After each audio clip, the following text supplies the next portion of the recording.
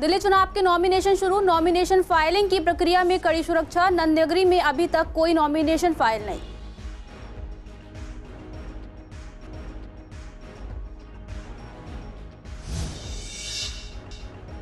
राहुल गांधी की रैली सीलमपुर में होने की संभावना। रैली की तारीख और स्थान पर असमंजस। अभी तक नहीं मिली रैली की परमिशन।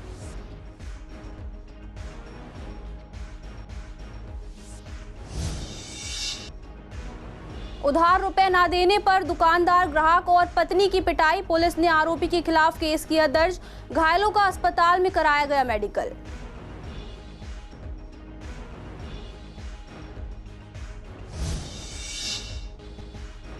शादरा में ट्रेन की चपेट में आने से लोको पायलट की मौत। ट्रेन की बोगियों में करवा रहे थे मरम्मत। पुलिस ने शव को पोस्टमार्टम के बाद परिजनों को सौंपा।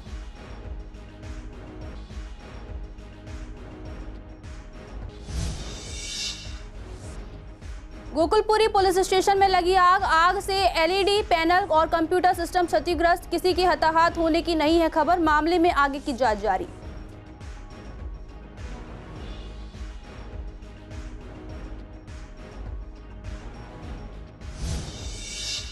नमस्कार, आप देख रहे हैं सीसीएन लाइव। मैं हूं आपके साथ खुशी श्रीवास्तव। स्वागत है आपका हमारे खास कार्यक्रम पूर्वी दिल्ली खास में। बुलेटिन की शुरुआत करते हैं कुछ खास खबरों के साथ। दिल्ली चुनाव की घोषणा के बाद शुक्रवार से नॉमिनेशन शुरू हो गए। इस संबंध में हमारे संवाददाताओं ने अलग अलग इलाकों में आरओ के पास जाकर जानकारी ली। विवेक पठाने ने कोंडली और तिलोकपुरी के रिटर्निंग ऑफिसर से बात की। उन्होंने बताया कि आचार संहिता के उल्लंघन पर कड़ी निगरानी रखी जा रही है और हेल्प डेस्क के माध्यम से सभी समस्याओं का समाधान किया जाएगा। इसके अलावा एक हेल्पलाइन नंबर जारी किया गया है, जिससे जनता अगर कोई गलत एक्टिविटी दिखे तो वही सीधे एसडीएम कोर्ट में शिकायत दर्ज करवा सकती है। पायलट टीम इस पर न्यूनतम समय में कार्रवाई करेगी और इसके लिए 110 मिनट का समय निर्धारित किया गया है। इसके साथ ही जनसभा, रैली, ई रिक्शा जैसे आयोजनों के लिए एक परमिशन सेल भी बनाया गया है, जिसमें सभी राजनीतिक दलों को अनुमति प्राप्त करनी होगी। सुरक्षा के मद्देनजर सभी कर्मचारियों की आईडी कार्ड बनाए गए हैं और केवल आईडी कार्ड के द्वारा ही अंदर प्रवेश की अनुमति दी जा रही है। पब्लिक डीलिंग के लिए दोपहर 3 बजे के बाद ही काम हो रहा है। वहीं नंदनगरी एसडीएम ऑफिस में भी चुनावी तैयारियां पूरी की जा चुकी हैं। एसडीएम मोहन कुमार ने संवाददाता से बातचीत में बताया कि सिक्योरिटी के लिए 3 अलग अलग व्यवस्थाएं की गई हैं।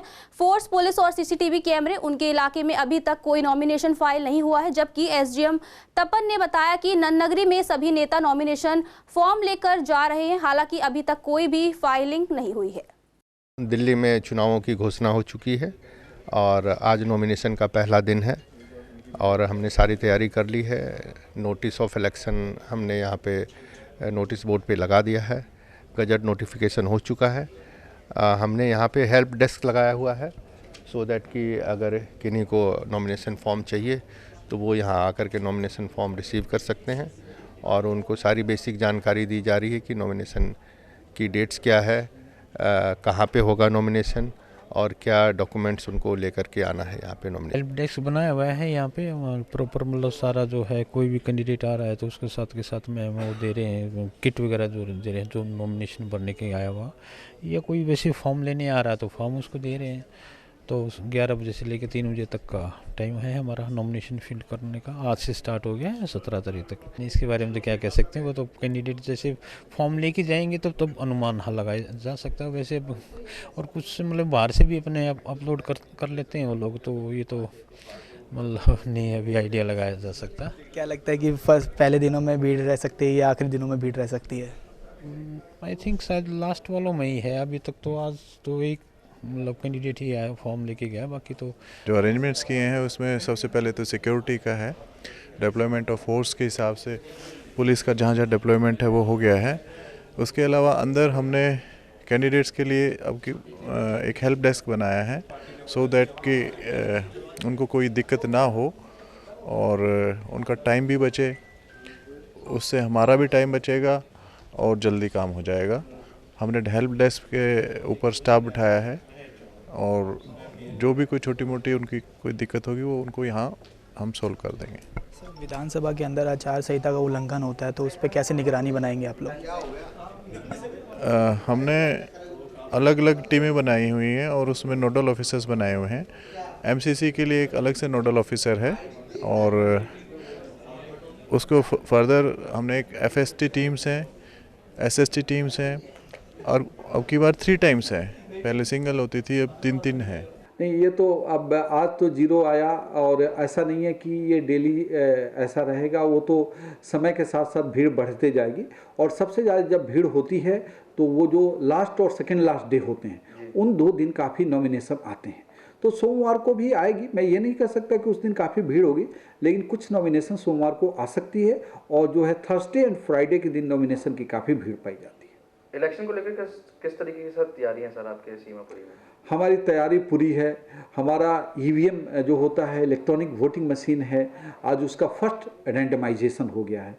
फर्स्ट रैंडमाइजेशन का मतलब ये होता है कि जो डिस्ट्रिक्ट में वो EVM मशीन आते हैं उसको AC लेवल पे रैंडमाइज करके पूरी पारदर्शी प्रक्रिया है जो ECI का है, EVM का है। EVM एक ऐसा चीज़ है जो एकदम जो है उसमें कोई डाउट ही नहीं है, ट्रांसपेरेंट है। वहाँ सारे पॉलिटिकल पार्टी के लोग वहाँ में मौजूद होते हैं। तो आज सारे हमारे जिला के पॉलिटिकल पार्टी के जो BLA 1 हैं वो वहाँ मौजूद थे और डिस्ट्रिक्ट मजिस्ट्रेट मैडम के निगरानी में ये सारा जो है रैंडमाइजेशन, फर्स्ट रैंडमाइजेशन हो गया।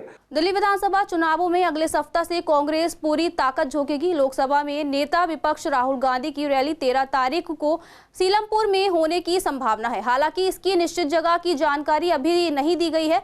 दिल्ली विधानसभा चुनावों में अपने खोए हुए जनाधार को पाने के लिए हर संभव प्रयास किया जा रहा है। इसी क्रम में घनी आबादी और अल्पसंख्यक इलाकों में पार्टी विशेष प्रयास कर रही है। इसी क्रम में राहुल गांधी की पहली रैली सीलमपुर विधानसभा क्षेत्र में होने की संभावना है। ऐसे में हमने देखा कि क्या कुछ इलाके में तैयारी है। इलाके में अभी पूरी तैयारियों को लेकर असमंजस बना हुआ है। अभी राहुल गांधी को लेकर जगह का फाइनल होना बाकी है। जानकारी के मुताबिक ज़्यादा जगह फाइनल नहीं हुई है और अभी परमिशन को लेकर भी तैयारियों की जा रही है। ऐसे में संभावना कम नजर आती है कि अभी राहुल गांधी की रैली यहाँ संभव हो सके। वहीं कयास लगाए जा रहे हैं कि ये डेट आगे भी बढ़ सकती है। तो कांग्रेस नेताओं का कहना था कि जैसे ही उन्हें पूरी तरीके से परमिशन मिल जाएगी तभी तैयारियों में लग जाएंगे और तैयारियों के लिए 2 दिन भी काफी रहेंगे। नॉर्थ ईस्ट दिल्ली के भागीरथी बिहार इलाके में रुपए उधार नहीं देने पर एक दुकानदार दुकान पर खड़े ग्राहक और ग्राहक की पत्नी को बेल्ट से पीटने का मामला सामने आया है।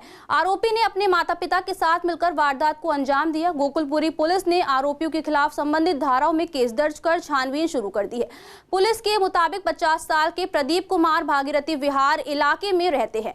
वह वहीं आटे की चक्की भी चलाते हैं। बुधवार देर शाम गली में रहने वाला हर्ष उनसे 5,000 रुपए उधार मांगने आया था, मगर उन्होंने रुपए देने से मना कर दिया, जिस पर आरोपी ने उन्हें गालियां देनी शुरू कर दी। विरोध करने पर आरोपी ने उन्हें बेल्ट निकाल कर पीटना शुरू कर दिया। ग्राहक देवेंद्र ने उन्हें बचाने की कोशिश की तो आरोपी ने उनके साथ भी ऐसा ही किया। प्रदीप वहां से भागे तो आरोपी के माता पिता ने उनका रास्ता रोक लिया। इसी बीच देवेंद्र की पत्नी भी वहां आ गई। आरोपियों ने उनके साथ भी मारपीट की। इसके बाद प्रदीप ने PCR कॉल की। पुलिस ने घायलों का मेडिकल करवाया और फिर केस दर्ज किया। पता चला है कि आरोपी के पिता ने प्रदीप से कहा था कि उनका बेटा उधार मांगने आए तो उसे मना मत करना, मगर पिता ने इसे उधार दिए रुपए मांगे तो उसने रुपए देने से मना कर दिया। इस कारण बुधवार को दुकानदार ने आरोपी और रुपए उधार नहीं दिए थे। शादरा रेलवे स्टेशन के पास रेलवे ट्रैक पर खड़ी 3 बोगियों में रिपेयरिंग का काम देख रहे एक लोको पायलट की EMU ट्रेन की चपेट में आने से मौत हो गई। मृतक की पहचान आशीष कुमार श्रीवास्तव के रूप में हुई है। पुलिस ने उनके शव को पोस्टमार्टम के बाद परिजनों को सौंप दिया है। पुलिस ने कार्रवाई शुरू कर दी है। पुलिस घटनास्थल के आसपास लगे CCTV कैमरे की फुटेज खंगाल कर मामले की छानबीन कर रही है। पुलिस अधिकारी ने बताया कि वीरवार सुबह करीब 10:45 पर पुलिस को एक PCR कॉल मिली। कॉलर ने पुलिस को बताया कि शादरा रेलवे स्टेशन के पास ट्रेन की चपेट में आने से एक व्यक्ति घायल हो गया। सूचना मिलते ही मौके पर ASI नरेंद्र कुमार पहुंच गए। वह घायल अवस्था में मिले लोको पायलट को लेकर GTB अस्पताल में गए, जहां डॉक्टर ने उसको मृत घोषित कर दिया। वह मूल रूप से Krishna residency 61 Arun enclave Chhaprola GV नगर के रहने वाला था। आगे जांच में पुलिस को पता चला है कि आशीष EMU की चपेट में आए थे। पुलिस मामले की छानबीन कर रही है।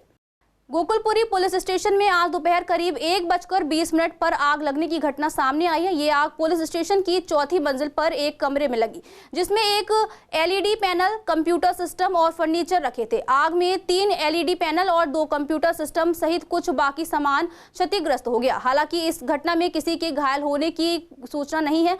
पुलिस ने समय रहते आग को पूरी तरह से बुझा लिया। आग लगने का कारण बिजली की लाइनों या खराबी होने लग रहा है। मामले की जांच की जा रही है। क्राइम ब्रांच टीम ने किडनैप हुई नाबालिग लड़की को बरामद किया है, जो 7 जनवरी से लापता थी। इस संबंध में थाना नरेला में मामला दर्ज किया गया था। बरामदगी उत्तर पूर्वी दिल्ली के इलाके से की गई।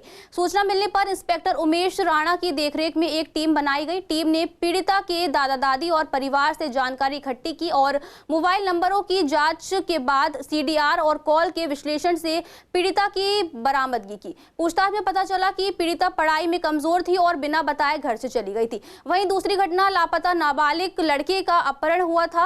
वह मानसिक विकार होने के कारण बोलने में असमर्थ था। इस संबंध में थाना बुराड़ी में मामला दर्ज किया गया था और लड़के को आशा किरण शेल्टर रोहिणी से बरामद किया गया। इंस्पेक्टर उमेश राणा और ASI राजकुमार मलिक की देखरेख में टीम ने कई आश्रय गृह और रैन बसेरों का दौरा किया और लड़के को आशा किरण बाल गृह से बरामद किया।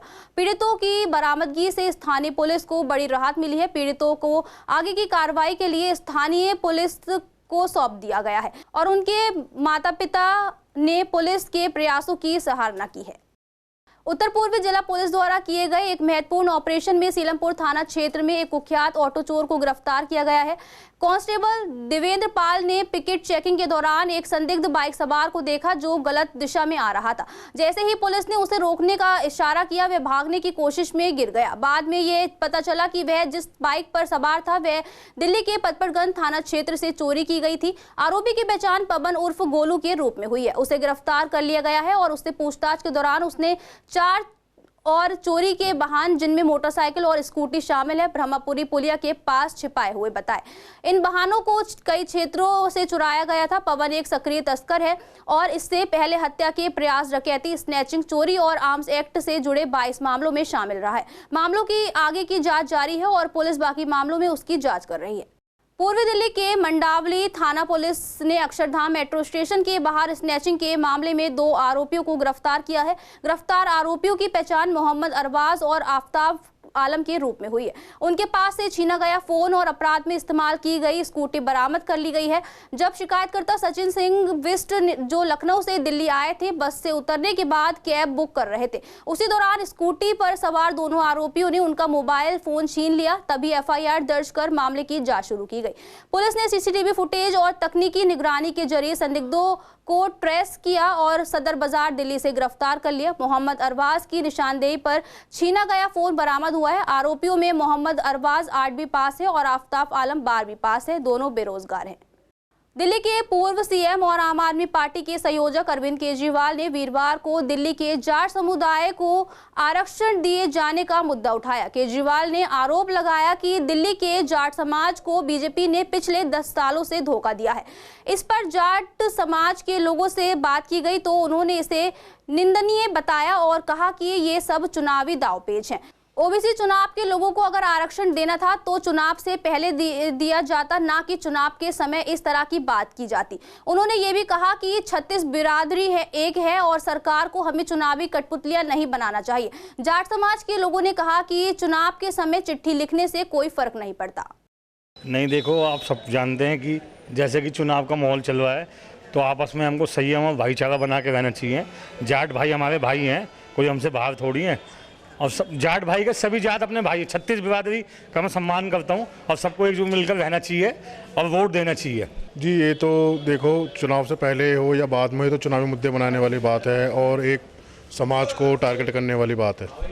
चाहे कोई भी समाज हो, और हमारे लिए तो जी सारे समाज बराबर हैं। 36 की 36 बिरादरी हमारी हैं, भाईचारा है सारा सब में। सर, ये तो चुनावी माहौल है, ये गलत प्रोपेगेंडा तैयार कर रही है सरकार। ऐसा नहीं करना चाहिए।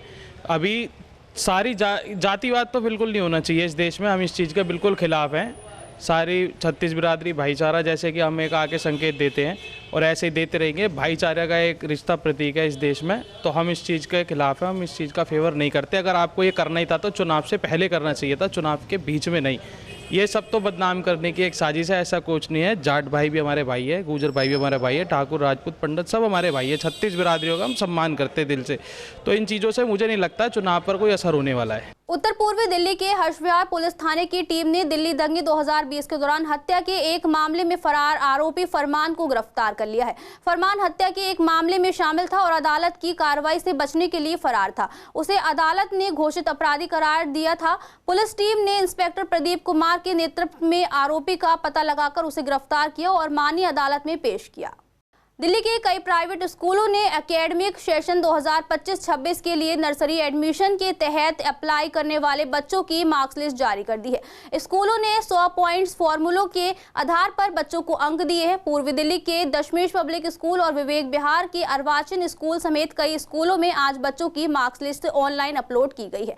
स्कूल में विजिट करने वाले पेरेंट्स अपनी क्वेरीज और सवालों के समाधान के साथ स्कूल के एकेडमिक सेशन का जायजा भी ले रहे हैं। स्कूल टीचर्स के मुताबिक 17 जनवरी को पहली एडमिशन लिस्ट जारी की जाएगी, जिसमें एडमिशन के लिए चुने गए बच्चों के नाम शामिल होंगे। इसके साथ ही वेटिंग लिस्ट भी जारी की जाएगी। अगर पहली लिस्ट के बाद पेरेंट्स अपने बच्चों का वापस नाम लेते हैं या सीट्स खाली रह जाती हैं तो स्कूल दूसरी लिस्ट भी जारी करेगी। इसी प्रक्रिया में पारदर्शिता बनाए रखने के लिए स्कूल प्रबंधन द्वारा पेरेंट्स को जरूरी जानकारी ऑनलाइन और ऑफलाइन दोनों माध्यमों से मुहैया कराई जा रही है। and all the points that are required to be, जितने भी पॉइंटर्स हमें CBSE की तरफ से दिए जाते हैं वो हमने अपलोड कर दिए हैं, हमारी वेबसाइट पर अवेलेबल हैं फॉर द रजिस्ट्रेशन प्रोसेस। ठीक है, एंड हमें जो है क्वेरीज मिल रही हैं online as well as offline. Registrations भी ऑनलाइन ऑफलाइन दोनों ही हो रहे हैं। और जो फर्स्ट लिस्ट है उसकी जो हमें मतलब जो डायरेक्शंस मिले हुए हैं, फर्स्ट लिस्ट जो है डिस्प्ले होगी 12 जनवरी को।